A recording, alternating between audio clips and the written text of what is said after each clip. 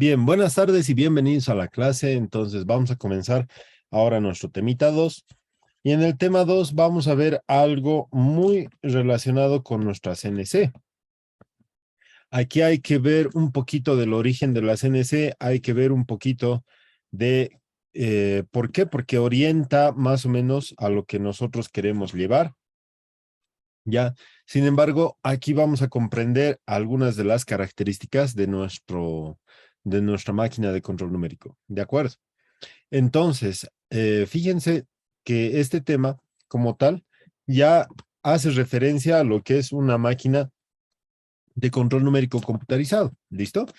Pero también busca decirnos, ¿sí? La diferencia con una máquina convencional, ¿ya?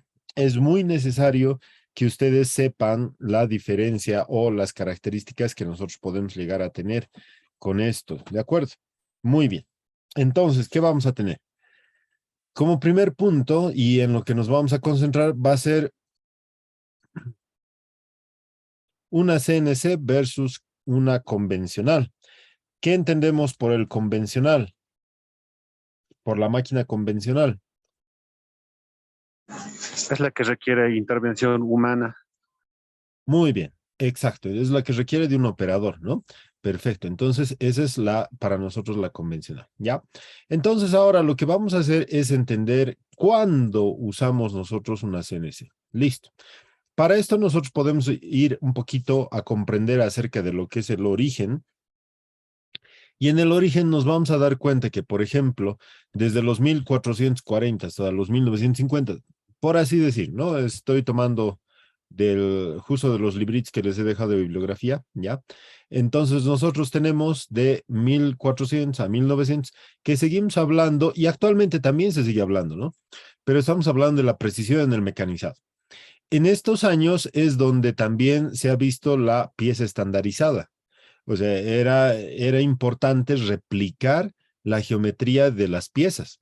Es decir, si yo he construido una pieza, yo la tenía que replicar bajo ciertas condiciones, bajo ciertas tolerancias dimensionales. ¿Esto por qué?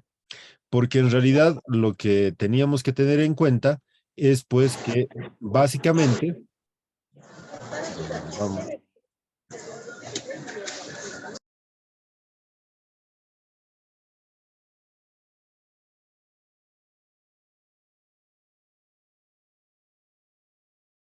Y si disculpe, su micrófono está apagado.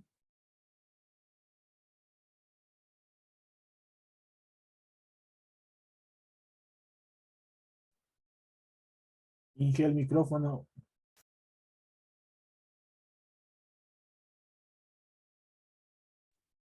ya, a ver, ¿hasta dónde me han escuchado? Hasta poco antes de que creo que les iniciara la compañera o compañero que estaba haciendo Ah, ya, el... ya, listo, ya, gracias, gracias.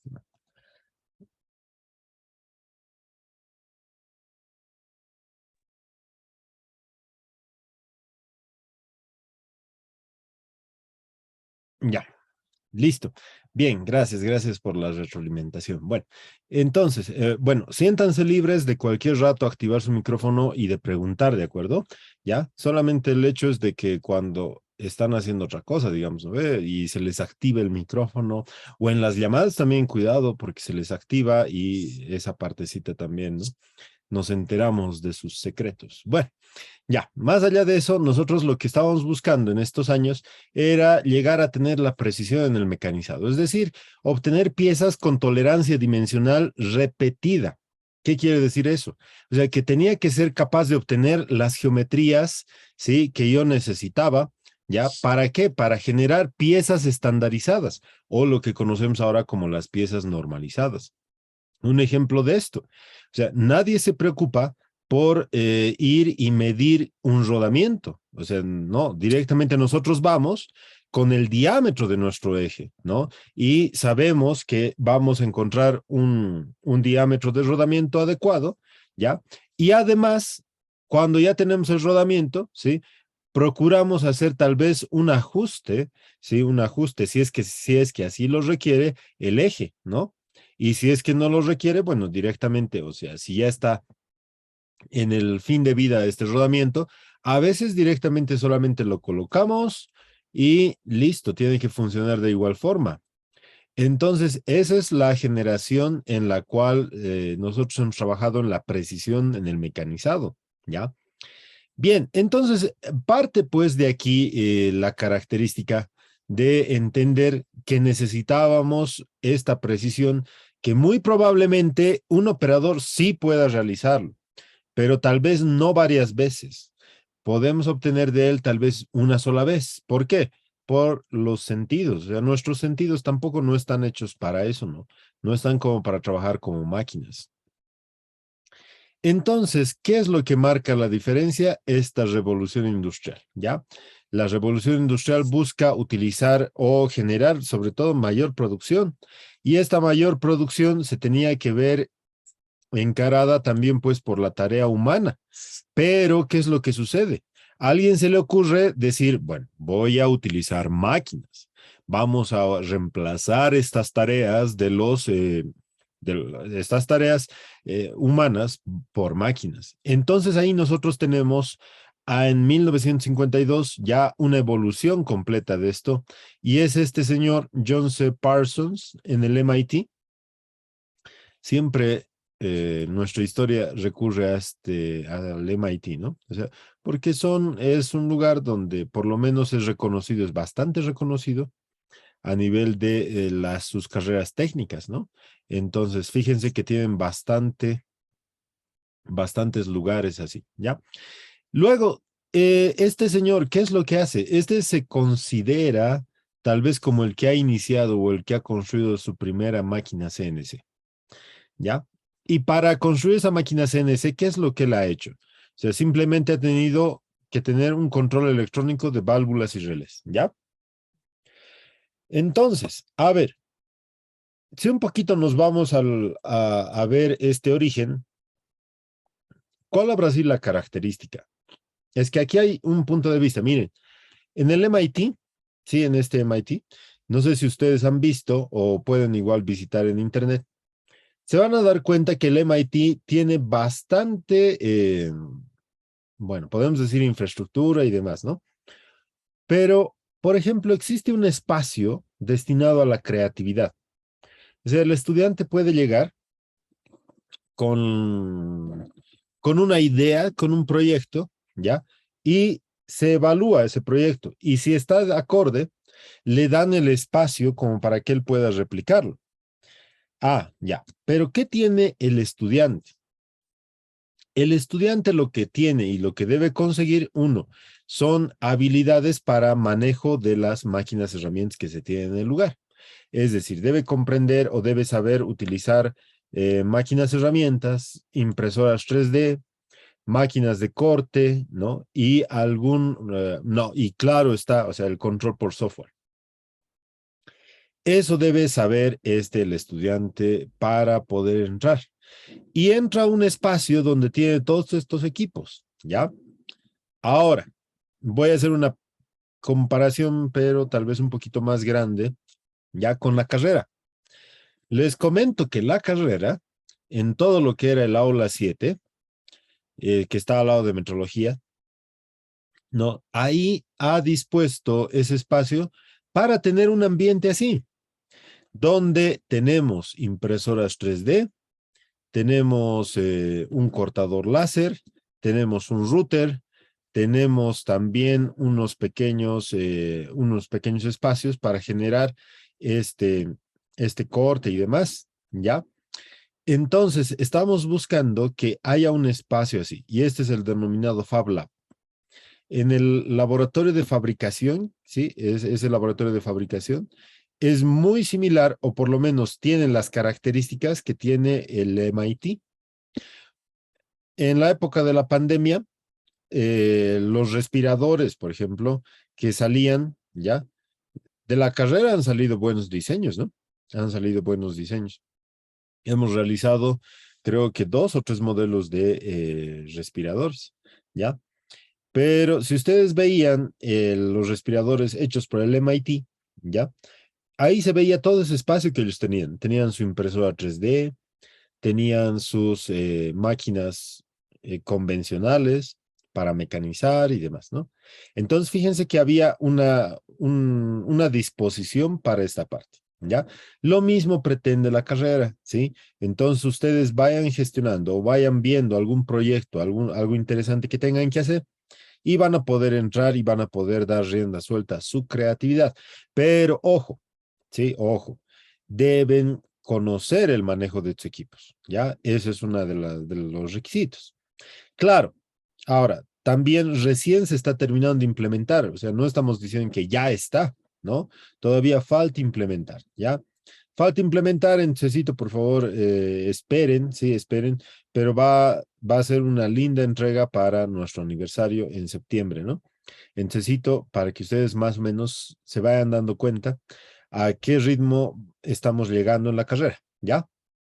Bueno, entonces fíjense que ahí nosotros tenemos una característica, ¿sí? Que es tener el control de los procesos, ¿ya? Y eso es lo que ha hecho este señor. O sea, ha dispuesto de un espacio en el cual él podía controlar o podía tener esa característica de poder llegar a controlar, sí, todo lo que él necesitaba. Pero, ¿cuál es el principio? Analizar o conocer cómo funcionan estos dispositivos o estas máquinas. A ver, nosotros nos vamos a un ejemplo muy sencillo, ¿sí? Donde voy a un torno, una máquina convencional, ¿sí? Y digo, ¿qué es lo que necesito para mover o desplazar estos carros, ¿sí? El carro portaherramientas, el carro transversal, el chariot y demás, ¿no? Entonces, ahí ustedes tienen una idea. Por ejemplo, para generar movimiento, ¿qué debe hacer el operador? El operador debe dar vueltas, ¿sí? Debe dar vueltas esta manija, ¿cierto? Así por lo menos están consideradas estas máquinas, ¿ya? Listo. Entonces, cuando nosotros estamos girando esto, estamos haciendo girar un tornillo. Este tornillo tiene un paso. Entonces, de acuerdo a cómo movamos ese paso, es que nosotros podamos llegar a tener la idea del movimiento. Desde ya les digo que esto es importante y para nuestro proyecto tiene mucho que ver. ¿Por qué? Porque si nosotros queremos diseñar una máquina de control numérico computarizado, lo primero que tenemos que hacer es saber cómo funciona manualmente, ¿ya? Cómo funciona manualmente. ¿Listo? Muy bien. Entonces, así de esa forma, nosotros tenemos en cuenta, ¿sí? Tenemos en cuenta esta característica. Listo. Muy bien. ¿Qué pasaría si en vez de la mano, ya, si en vez de la mano, nosotros le colocaríamos un actuador? ¿Mm? ¿Qué pasaría? ¿Ya? Entonces podríamos replicar ese movimiento de la mano, porque fíjense que estas manijas, esta manija está puesta ahí como para acceder con la mano y dar una vuelta. Muy bien. Entonces yo podría tal vez quitar o liberar esta manija y colocar después nuestro actuador o nuestro motor, ¿cierto? Ya, este es para nosotros nuestro motor. ¿Qué tipo de motor es este? ¿O qué tipo de motor sería?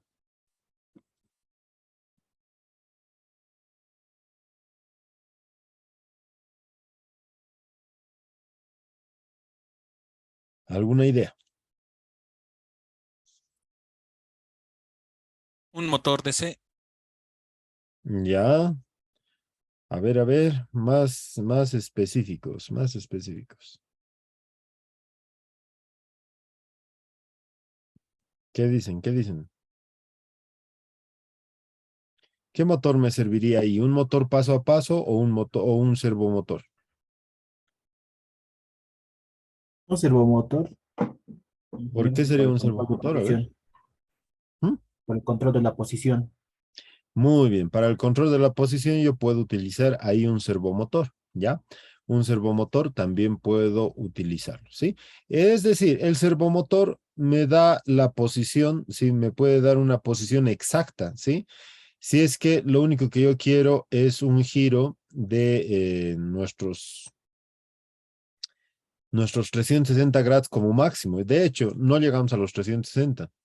Hay servomotores que tienen 359, ¿no? Hay otros de solamente 270 grados, hay otros de 180, entonces esto simplemente me va a hacer llegar hasta un ángulo, ¿no? Una abertura y en eso me va a dar posición. Pero esta manija da vueltas. Entonces, ¿cuál sería mi otra opción que puedo utilizar? Un paso a paso. Exacto, un paso a paso es el que tal vez me podría ser más útil. ¿Por qué? Porque el paso a paso, ¿sí? El motor paso a paso lo que me está dando es vueltas interminables, ¿ya? O sea, yo puedo girar el número de veces que yo quiera, ¿ya? Pero de a poco, o sea, puedo ir moviendo esto de a poco, ¿sí? O sea, puedo tener movimientos muy pequeñitos, ¿ya? Hay algunos de estos de los steppers, ¿ya? Que van moviendo, ¿sí? 1.8 grados, ¿sí? Por cada pulsito, o otros que van botando incluso inferior a esto, pero claro, cuestan más, ¿no? Entonces un motor paso a paso me da pulsitos, por cada pulso se va moviendo un determinado ángulo, ¿no? En algunos muy pequeños, en algunos ni notamos esa posición, ¿ya? Entonces, mucho cuidado con esto, porque por lo general, ¿ya? Por lo general, los servomotores simplemente tienen un ángulo de giro, ¿ya? Ahora, hay unos servomotores híbridos, que esos sí están siendo o están utilizándose como de giro completo, ya, y también son considerados como un servomotor. O sea, es un híbrido, ya, entre servomotor y paso a paso. Listo. Pero, bueno, no hay mucha teoría de esto, ¿no? De hecho, pero ya está comercial, ¿sí? Entonces está comercializado, ¿ya? Pero miren que ahí yo ya les estoy dando algo interesante, ¿sí? Donde ustedes pueden tomar en cuenta eso, ¿no? Un motor paso a paso o un servomotor, ¿sí? Generalmente el servomotor está limitado en el número de vueltas, ¿no? En cambio, un motor paso a paso puede girar las vueltas que quiera, ¿ya? Listo. Entonces eso. Ahora, aquí nosotros podemos tener también este otro tipo de automatización, ¿sí? Automatización aquí a la máquina, ¿ya? A la máquina. Entonces, miren, ahí de igual forma, yo puedo tener un motor accionado que va a accionar esta parte, ¿sí? Pero de todas formas, de nuevo, habrá que hacer esta correspondiente relación, o sea, habrá que entender si esto es un servomotor o es un motor paso a paso, o simplemente es un motor que está otorgando movimiento, ¿ya? Entonces, aquí hay una situación, ¿sí? Si esta es la parte que yo quiero automatizar, que ojo, estamos en la parte de atrás o en la parte lateral del torno, ¿ya? El torno solamente llegaba hasta donde está este lugar blanco, nada más que hasta ahí. De ahí estamos ampliando, ¿sí? Fíjense, todo esto, ¿para qué? Para automatizar esta máquina, ¿ya? Entonces, ahora, ¿qué estamos controlando aquí? ¿O qué estamos colocando aquí atrás? Es esto es un medidor, ¿sí? De la posición, ¿ya? También se le denomina encoder, ¿sí? El encoder. Con el encoder, nosotros estamos tomando medición acerca de las posiciones, ¿ya? Entonces, puede hacerse eso, puede hacerse para un calibre y sobre todo para analizar cómo puedo mover o no, o en qué posición estoy dejando, ¿sí? Las garras o el plato del motor, ¿no? O del plato del torno, pero. Entonces, miren que ahí también se tiene estas características que debemos analizar. ¿Mm? Ojo, todo esto, toda esta tarea, tiene una tarea de precisión única. Es decir, mm, todo este montaje, todo lo que estamos haciendo, ¿sí? O sea, no puedo hacerlo, ¿sí? No puedo hacerlo sin instrumentos de precisión, ¿ya? Ahora, si estamos hablando que una máquina CNC nos da una precisión como el micrón, por decir, ¿ya? Entonces estoy hablando que el instrumento de medición mínimamente tendrá que ser capaz de medir en micrones, para que así yo pueda realizar este montaje de esa forma adecuada, ¿no? Listo, entonces, fíjense que de esa naturaleza es como nosotros vamos conociendo un poquito más de lo que en realidad es una máquina de CNC. Entonces, ¿cómo ha nacido esto? Básicamente del principio y de decir, ¿qué pasaría si en vez de utilizar la mano, yo utilizo un motor? Entonces, esta pequeña unión, ¿sí? Ha logrado que después nosotros lleguemos a tareas de automatización más complejas, ¿no? Entonces, fíjense que hay una gran diferencia y representa también ser pues una forma de realizar este trabajo en las CNCs. Tal vez la primera parte de la historia nos va a mostrar el origen de las máquinas convencionales de este tipo, donde fíjense que se tienen varios tornos, o sea, varias estaciones, máquinas, herramientas, pero no tenían pues tal vez ese momento energía eléctrica, ¿no? No tenían energía eléctrica. Sin embargo, ustedes pueden ver por la claridad o por la forma de la sombra que se representa, que sí eran lugares donde estaban destinados y entraba bastante luz, ¿no? ¿Sí? Ahí pueden ver ustedes un poquito de los elementos que están en el piso, ¿sí? Que serán los que esos se están produciendo. Pero ¿cómo se accionaban estos tornos? Fíjense que aquí nosotros podemos ver unas poleas y estas poleas tenían estas bandas planas que estaban conectadas aquí arriba, ¿sí? A todo un eje que iba girando. Y de esa forma iba transmitiendo, ¿no? El movimiento, ¿ya? Muy bien, entonces así nosotros podemos distinguir que existen esta transmisión y estas características que nosotros tenemos, ¿no? Eh, ¿Qué pasaba con esto? O sea, si no había energía eléctrica, entonces, ¿cómo se accionaba? ¿Cómo se accionaban estos? Por el giro de este eje, de acuerdo, pero ¿y ese eje cómo se movía?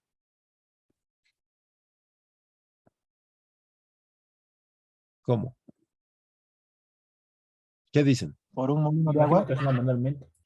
Listo. Entonces, generalmente ya conocíamos ahí lo que es el vapor, ¿no? Lo que es el caldero de vapor. Entonces, se tenían calderos, ¿sí? Que generaban el movimiento con la producción de vapor. Y este vapor hacía que se produzca el movimiento, ¿ya? Listo. Entonces, ahí nosotros apreciamos ya que uno es un lugar muy riesgoso, ¿no? Porque imagínense a las velocidades que habrá estado girando y si una de estas bandas se hubiera roto, que es muy probable, porque no nos olvidemos que en el mecanizado por arranque de viruta, nosotros lo que hacemos es romper el material, es decir, pasar por el punto de fractura, de dislocación, y lo que se genera es bastante fricción. Llegamos a temperaturas de 700 grados, ¿sí?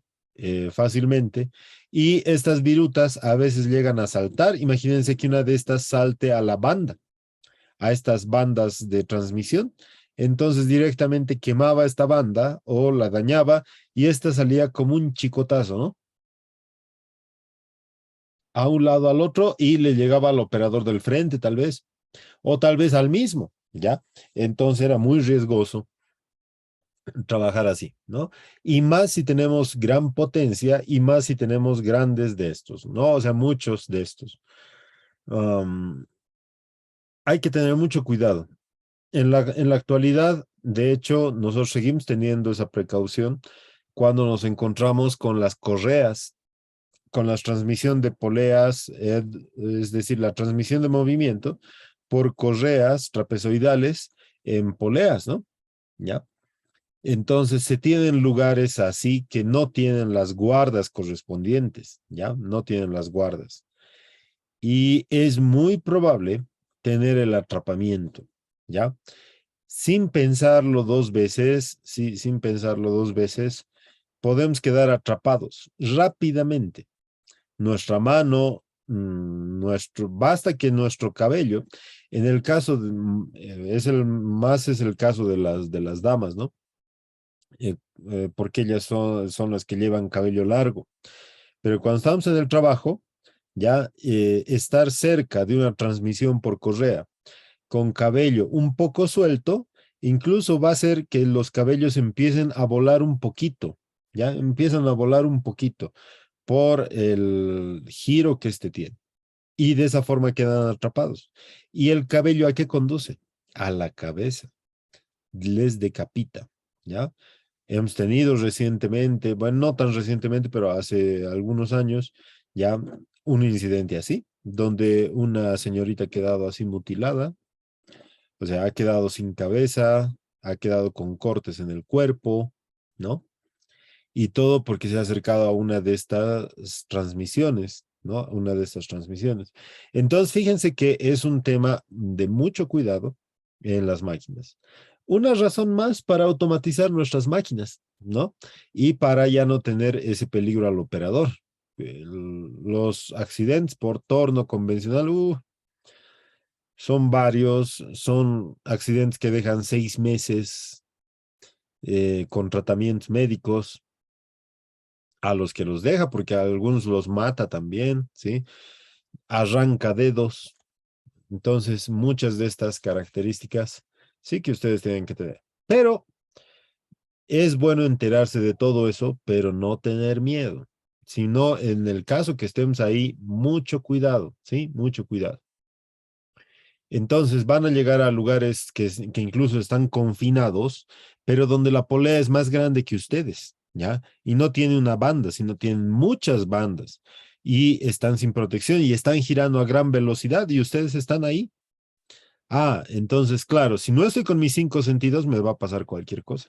Y el sonido en lugares cerrados es muy fuerte, por eso es que utilizamos auditivos también, ¿no? Entonces, ya a veces tenemos que medir cosas. Entonces, limítense a ser precavidos y hacer lo que tienen que hacer. Ahí eviten cualquier otra distracción porque puede ser la última también, ¿no? ¿Ya? Muy bien. Bueno, entonces ahí tenemos un poquito de nuestro origen del CNC, que básicamente nos dice que el principio es analizar el movimiento manual para después poder automatizar. Listo. Eso es lo que necesitamos. Ahora, voy a partir por compartirles los criterios de selección, o sea, porque aún tenemos máquinas convencionales y también tenemos CNC. Ahora, entre una máquina convencional y una CNC, ¿cuál es más barato? No, convencional, ingeniero. La convencional aparentemente, ¿ya? La convencional aparentemente. Después de eso se van a dar cuenta que en realidad es de acuerdo al uso, ¿ya? Es de acuerdo al uso. Entonces, mucho va a ser estos criterios de selección para ustedes, ¿sí? Sobre todo dándonos cuenta, uno, que en la máquina convencional yo dependo del operador y este operador debe ser cubierto en todas sus necesidades, ¿ya? En la máquina CNC no dependo de nadie más que del. Podemos decir sí hay un operador, pero el que va y carga el programa, el que va y carga el semiproducto, el que coloca las herramientas, el que revisa, pero ese puede ser un personal que hace ese mismo trabajo en todas las máquinas. Ya, entonces fíjense que hay una gran diferencia en esto, ¿ya? Bien, pero veamos los criterios de selección. Y en esto, uno de los primeros criterios de selección siempre va a ser la geometría, ¿ya? Entonces a ustedes llegan y les dicen, ingeniero, nosotros en qué máquina o qué máquina usted nos recomienda para que hagamos nuestras piezas. Entonces un primer criterio de selección tendrá que ser la geometría. Yo les muestro esto. Esta pieza que ustedes ven ahí, ¿qué dicen? ¿Esta será un proceso convencional o CNC?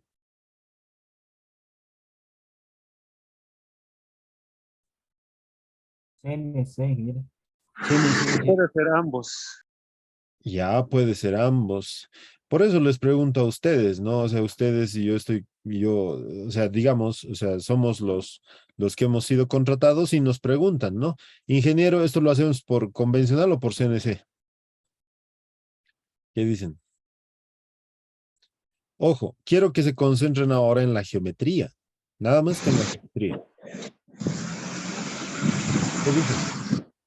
Por CNC. Listo, muy bien, ya, por CNC, ya. ¿Qué más? ¿Qué dicen los demás? A ver.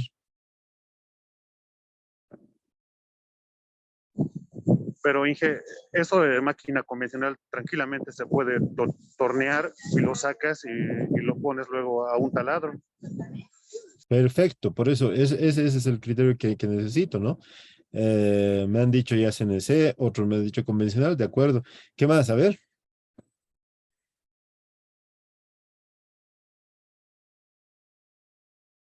¿Qué más? ¿Qué más? ¿Qué más? Ya, entonces fíjense que aquí nosotros tenemos ese criterio de la geometría. En el criterio de la geometría nosotros tenemos que analizar, ¿sí?, las formas geométricas que tenemos. Por ejemplo, esta forma geométrica no es compleja, ¿no?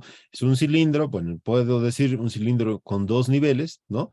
O sencillamente, ¿sí? Y esto puede ser llegado a mecanizar o es como un mecanizado no complejo, porque la geometría no lo exige así, ¿sí? O sea, ustedes van donde un operador de máquinas y herramientas, donde un tornero, ¿sí? Y le dicen, necesito una brida con cuello, ¿sí? Esto usted me lo puede hacer. Y bueno, él, claro, simplemente llevando la pieza, él puede sacar medidas del calibrador o con su calibrador y empieza a realizar esto, ¿no? Todo lo que necesita. Y después, como nuestro compañero decía, ¿no? Sacar estas perforaciones adicionales mediante el uso de un taladro. ¿De acuerdo? Entonces, ahí yo puedo decir que en vez de un proceso por CNC, tal vez sería mejor hacerlo con un proceso convencional, ¿sí? Porque no requiere mayor complejidad. O sea, su forma geométrica, fíjense que es bastante conocida, ¿sí? Es bastante conocida. El plato del torno gira, lo que quiere decir es que tiene un punto neutro. Lo mismo esta pieza, o sea, tiene un punto neutro, tiene un punto de giro, ¿no? En el cual tenemos esto. ¿Ya? Listo. Veamos esta otra pieza. ¿Qué dicen de esta otra? Ahí están las dimensiones. ¿Qué dicen de esta? Sí, no sé, ingeniero. Ya, CNC. Listo. ¿Qué más? ¿Qué más? También se puede hacer por convencional, pero el operador tiene que tener mucha destreza. Ya, listo, perfecto. También se puede hacer por convencional. A ver, ¿qué más? ¿Qué más? ¿Qué más pueden decir? A ver, los demás no están participando. Para una mayor podría hacer por precisión, partes, Por ingeniero, CNC. y unirlas. Ya por partes y unirlas, dicen. Y otros dice por CNC. Entonces, bueno, de nuevo, aquí nosotros tenemos que ver la geometría, ¿sí? La geometría. Ya nosotros vemos aquí la geometría. Es interesante la geometría de esta pieza, pero esto es una pieza de ajedrez, ¿no? ¿Qué sucede? ¿Puedo hacerlo en un torno convencional? Claro que puedo, ya, claro que puedo. De hecho, o sea, simplemente esta pieza analizo si tiene revolución completa y fíjense que sí, obedece a la revolución de un solo eje. Pero tal vez la complejidad no resulta en las partes componentes, o sea, porque es una sola pieza, sino lo que radica tal vez es en tener, miren, de acuerdo a esta geometría que nosotros tenemos, ¿qué debe acompañar a esta geometría de la pieza?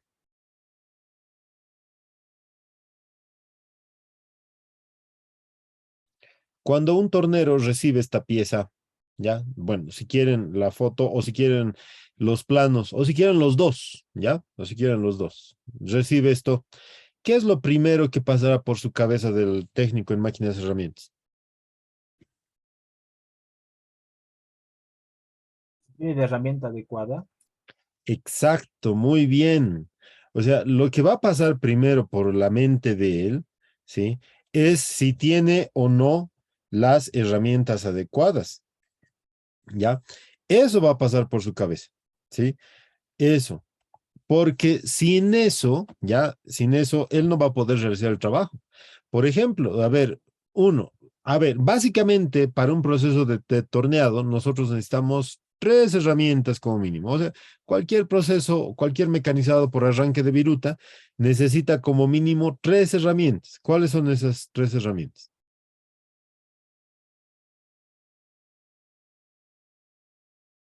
Herramienta de corte, Inge. La cuchilla. Ya.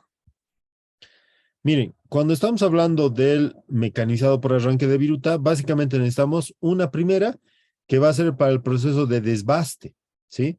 Este proceso de desbaste lo que me va a hacer es acercarse a la geometría, ¿sí? Acercarse a la geometría. Y luego tenemos un proceso de acabado. En el acabado nosotros conseguimos la geometría y al conseguir la geometría sí utilizamos una herramienta muy especial por cada tramo de este, ¿no? Y finalmente una herramienta con la que nosotros hacemos la separación de la pieza, que puede ser una de tronzado o también la de corte, ¿ya? Entonces, fíjense que en este caso, ¿sí? Mientras más cotas, mientras más acotada sea mi pieza, ¿sí? Entonces, puedo decir que tengo más tareas de mecanizado, ¿ya? Como les digo, el técnico en máquinas y herramientas va a poder sacar esto, ¿sí? Saca, no hay problema, ¿sí? La primera pieza tal vez la va a obtener en cuánto, no sé, unas 6 horas, tal vez le tomará solamente con medidas, con tomando descansos, más o menos pensando, ¿ya? Pero la segunda estoy seguro que en una hora, incluso tal vez hasta menos de una hora, ya va a poder sacar. Pero ¿cuál es el hecho? Que en la geometría, ¿sí? Aquí él todavía tiene que pensar un método para la geometría más compleja, ¿no? Para la geometría más compleja. Que tal vez lo más complejo puede ser llegar a tener el apoyo de esta herramienta para su radio de giro, que será 50, ¿no? Entonces vamos a tener que hacer ese movimiento. Probablemente la esfera, pero no, para la esfera también ya hay, pero tal vez para ese diámetro no tiene o alguna plaquita, ¿no? Especial que llegue a necesitar. Entonces, fíjense que mucho va a ser la cantidad de cotas que yo vea en mi plan. Si yo veo mucha cantidad de cotas, sabemos que las cotas no se repiten, sino son las necesarias.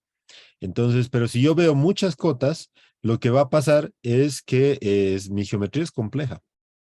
Y si mi geometría es compleja, bueno, pues entonces necesito, ¿sí? Necesito o tengo que tener idea de qué, de poder comprender si tengo todas las herramientas necesarias. ¿Ya? Listo. No se olviden que con cada una de estas, el operador, o sea, que con cada pieza, el operador tiene que pensar una metodología. Listo. ¿Ya? Muy bien. Sigamos. A ver, ¿qué dicen? ¿Proceso convencional o CNC?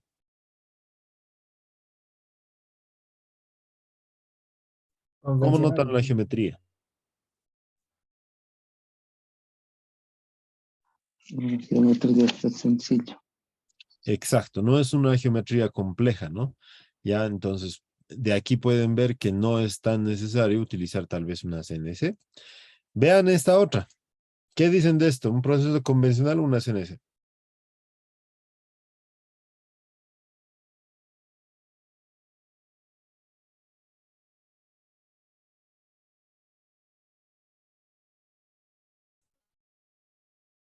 Una CNC, ingeniero. Ya, una CNC índice, ¿no? Aquí, Convencional, Inge. ya, listo. Aquí, ¿qué es lo que sería complejo?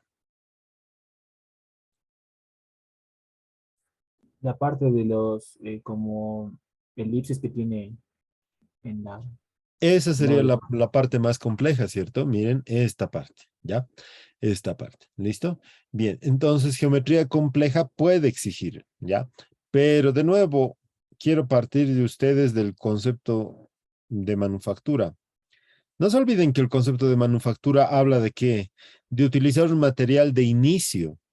Y este material de inicio también puede ser, pues, ¿qué cosa? O sea, un semiproducto. ¿Cuál es el semiproducto? Algo que ya está procesado.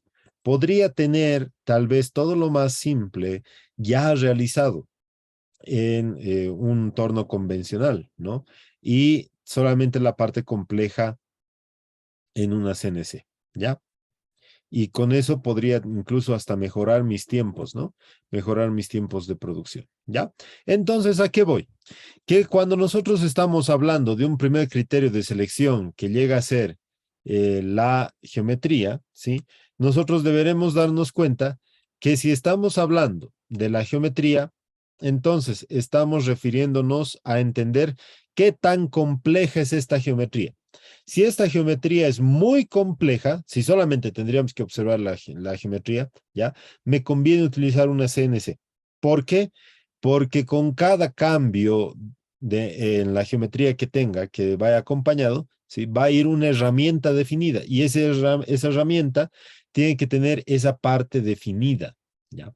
Entonces, cada herramienta hace una parte, ¿sí? O sea, mientras más dimensiones, más compleja tal vez llega a ser mi pieza, ¿ya?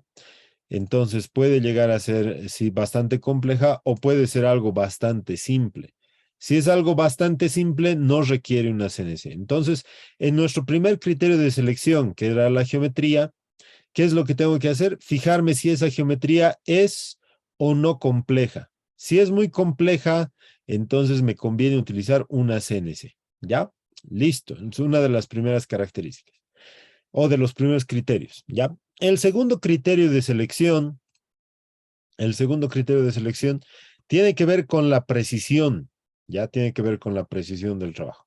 Entonces, nosotros podemos analizar este, por ejemplo. Aquí, nosotros, ¿qué decimos? ¿Es un proceso convencional o una CNC? Esto es el álabe de una turbina, ¿ya? Estamos realizando el mecanizado del álabe de una turbina. Bueno, es una simulación, ¿no? Entonces, ¿qué dicen de esto? ¿Será un proceso convencional o una CNC? Respecto ahora de precisión, No sé, ingeniero. una CNC. ¿Por qué será una CNC pero ahora?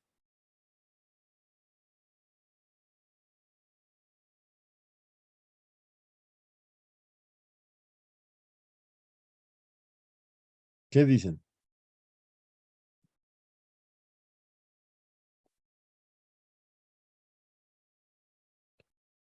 ¿Por qué será?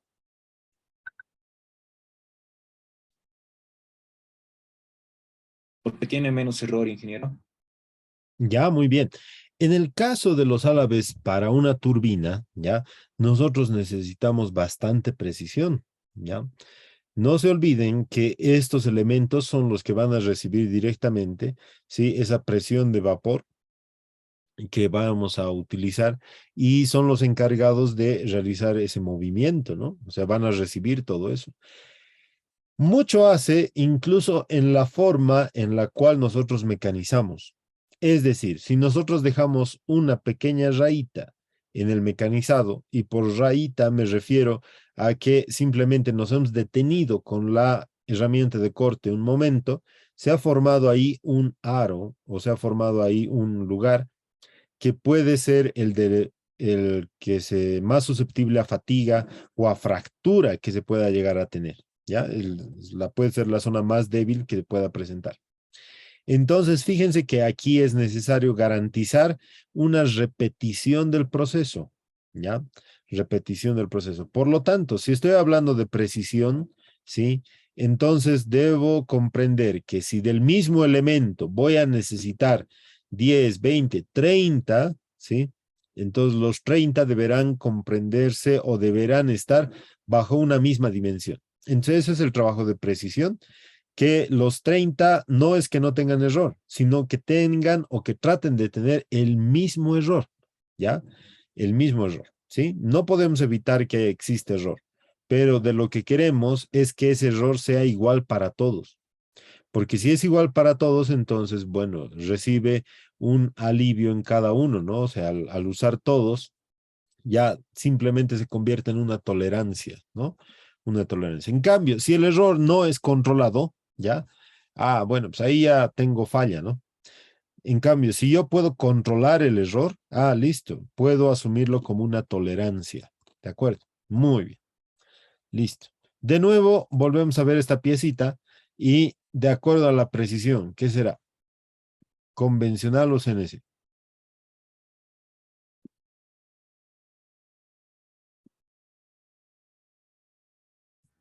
Convencional ingeniero, por la precisión. Listo, muy bien. Entonces, miren, ahí ustedes tienen un concepto que dice precisión, ¿cierto? El criterio de selección, de nuevo, ¿ya? El criterio de selección en este caso nos está refiriendo solamente a la precisión, ¿ya? Miren, es interesante porque yo puedo citar esta pieza de qué forma. Yo puedo decir que miren, incluso aquí en esta parte, ay, perdón, incluso aquí en esta parte, o sea, se nota, miren, ahí están todavía la rugosidad con la que se ha mecanizado. ¿Esto qué información me da? Que tal vez no es nada importante, o sea, no tiene ninguna finalidad que esté o no bien acabada, ¿ya? Pero no puedo decir lo mismo de esta parte, ¿ya? De estas. Tampoco de estas, tampoco de estas, ni de estas. No puedo decir nada de estas partes porque yo no sé dónde está trabajando la pieza, ¿ya? No puedo decir. Pero si en el caso fuera que estas son las superficies que sí deben ser cuidadas con precisión, yo esto de una forma convencional no puedo repetirlo, por lo menos tal cual como está aquí, no podría repetirlo tal vez, ¿sí? ¿Por qué? Porque la geometría no es regular basándome en el anterior concepto, en el anterior criterio, ¿no? No es regular. En cambio que si fuera simplemente un orificio circular, ¿ya? O una circunferencia, bueno, será otra forma de hacerlo convencional. Ya en el caso de precisión es que estas cavidades que tienen geometría compleja se repitan. En este caso se está repitiendo 6 veces. Pero esas 6 veces tal vez influyen, ¿ya? Entonces mucho hace ese cuidado también que debamos tener. ¿Listo? Muy bien. Y ahora aquí. Ahí. ¿Qué opinan de este? Proceso convencional o CNC, pero este caso no se olviden que siempre viendo el caso de la precisión.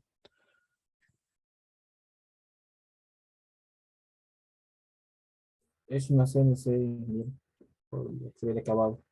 Ya, muy bien, una CNC. Miren, también puedo obtener acabados así en máquinas convencionales, pero siendo sinceros, ya siendo sinceros, si ustedes han visto la mayoría de los que manejan máquinas herramientas, ¿cómo hacen para obtener estas superficies así tan acabadas? O sea, con un acabado superficial uniforme, ¿qué hacen? Lijarlo. Ya, muy bien, lo pueden lijar. Hay unos que manejan mucho y que dicen, ponle en el automático. Y otros te dicen cuando le vas y les muestras, quiero una pieza con este acabado, ¿no? No, mi automático está mal. No, no funciona mi automático, te dicen, ¿no?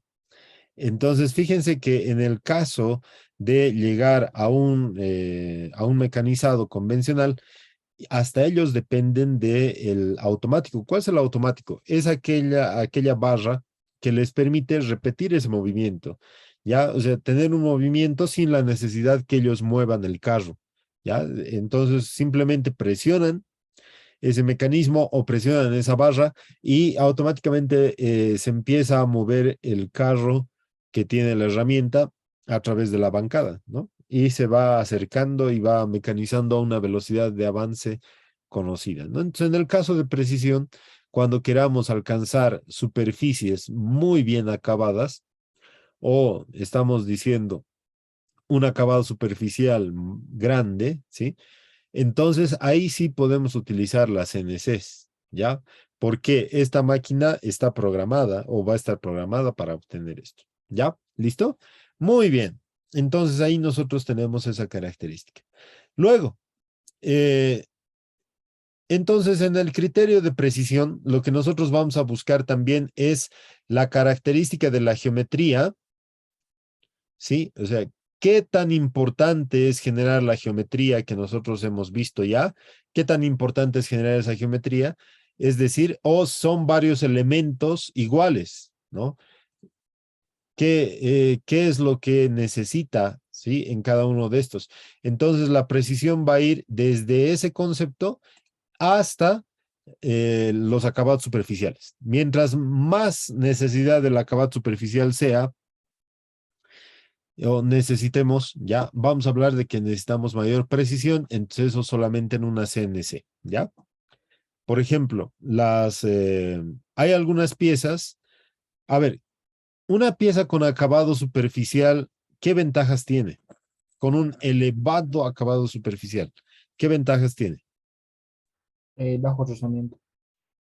Muy bien, uno, tiene bajo nivel de rozamiento o la fricción es menor. ¿Qué más?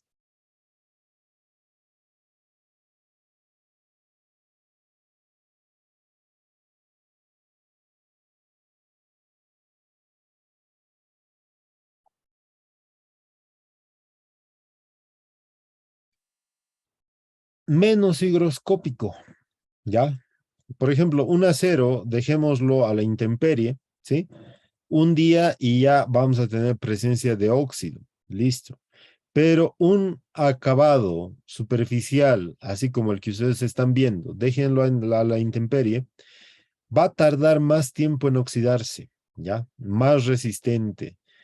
Entonces, los acabados tratan de tener esta característica, ¿ya? Y como, claro, decíamos también menor fricción, ¿no? Listo. Nuestro tercer criterio pasa por el volumen de producción, ¿ya? Entonces, yo puedo decir que este volumen de producción, ¿qué es? O sea, tiene que ver con cuántas piezas quiero realizar. Por decir, si yo quiero realizar esta pieza de ajedrez, ya ahí está. Esto, ¿cómo lo hago? ¿Lo hago de manera convencional o por CNC?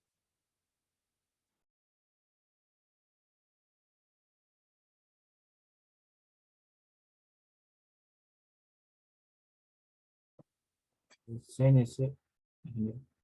Listo, puede ser por CNC. Ya puede ser por CNC. ¿Por qué? Porque tal vez es muy complejo. Ya, de nuevo, vamos al caso del uso convencional. Yo hago esta pieza, ¿sí? La genero esta pieza, ¿ya? Bien. La siguiente pieza puede ser que me tome menos tiempo, de acuerdo.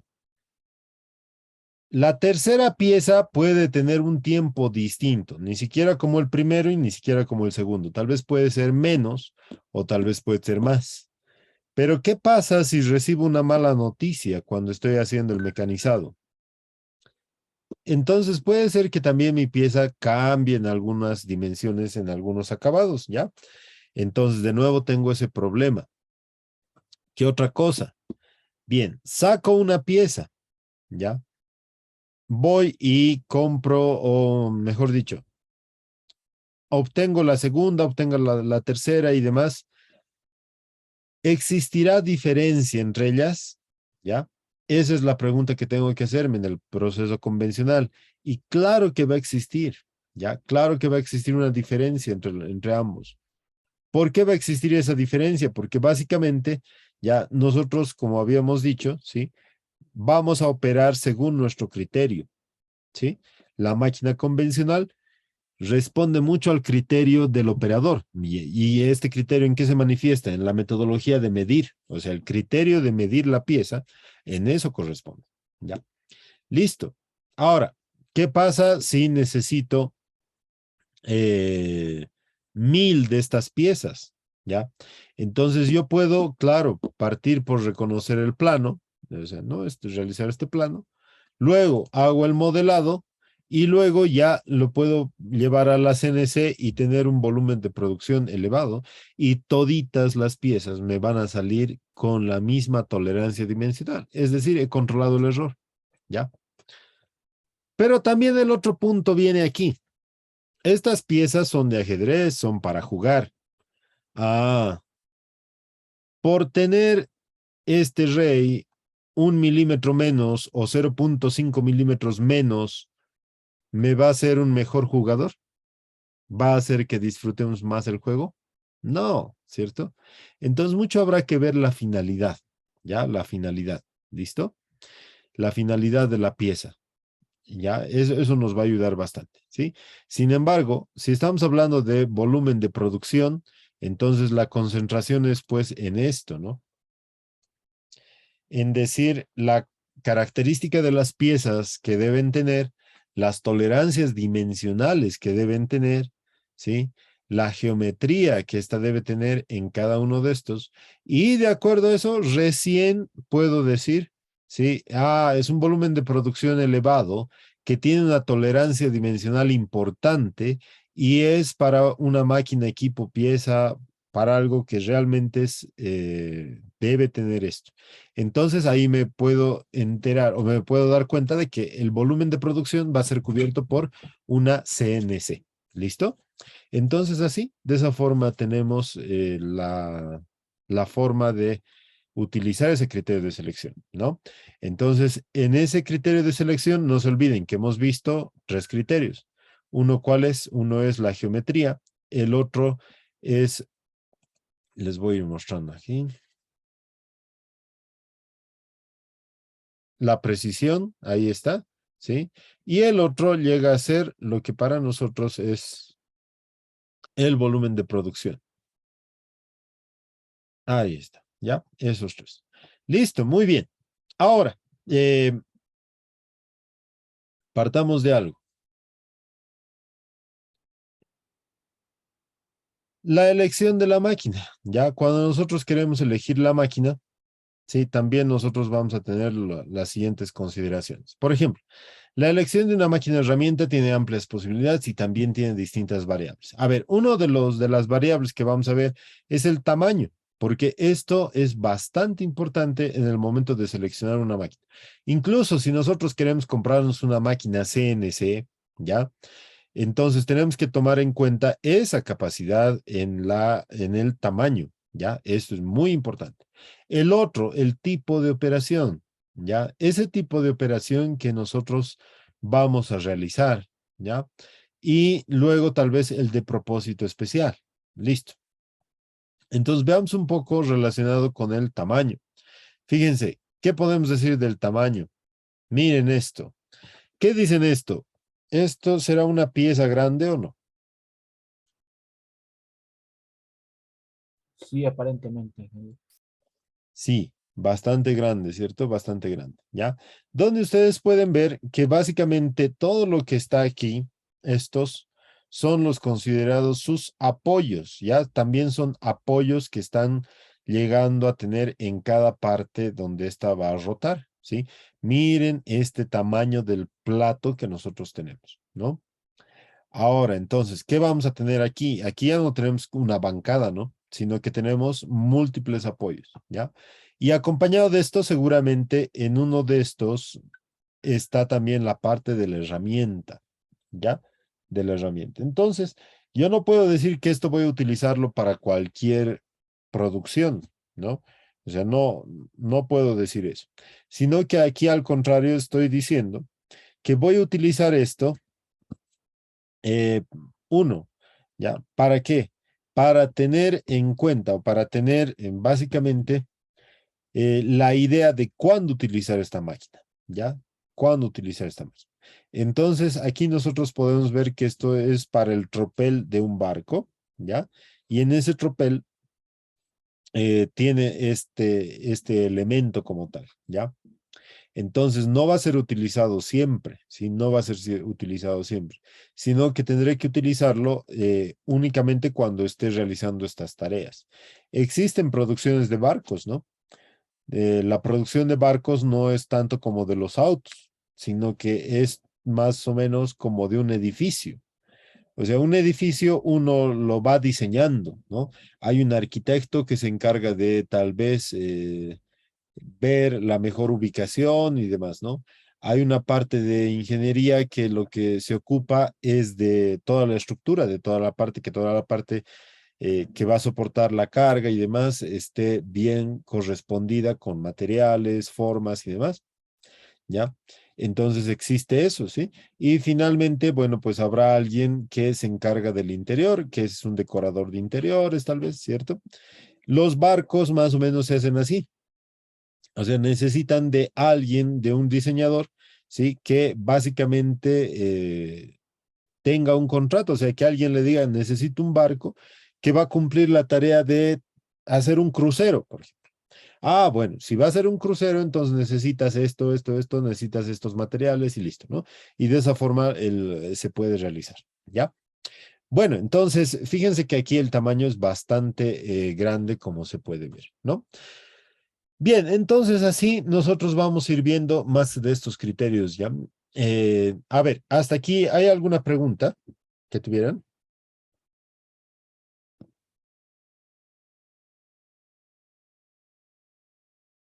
¿No? Ya, entonces hasta aquí nuestra clase de hoy, ¿ya? Yo voy a continuar con esto el día lunes, ¿sí? El día lunes vamos a continuar, por favor. Entonces ya vamos a ver nuestra primera parte concluida de esto después de esto, ¿sí? Porque como les digo, el principio es que ustedes entiendan esto, es que entiendan que si yo quiero hablar de una máquina CNC, estoy hablando de comprender este uso manual, ¿ya? Y ver cómo puedo reemplazar eso con un actuador. ¿Listo? Ese es el principio para realizar una máquina de control numérico o cualquier máquina que ustedes quieran realizar. ¿Listo? Entonces, bajo ese criterio nosotros vamos a hacer. ¿Ya? Bueno, muy bien. Entonces, hasta aquí nuestra clase de hoy. Yo les agradezco por haber asistido y nos vemos el día lunes. Que les vaya bien. Hasta luego. Hasta luego, Inge. Hola, ingeniero. Hasta luego, que les Hasta luego, vaya Inge. bien. Hasta luego, hasta luego. Hasta luego, hasta luego. Hasta luego, hasta luego.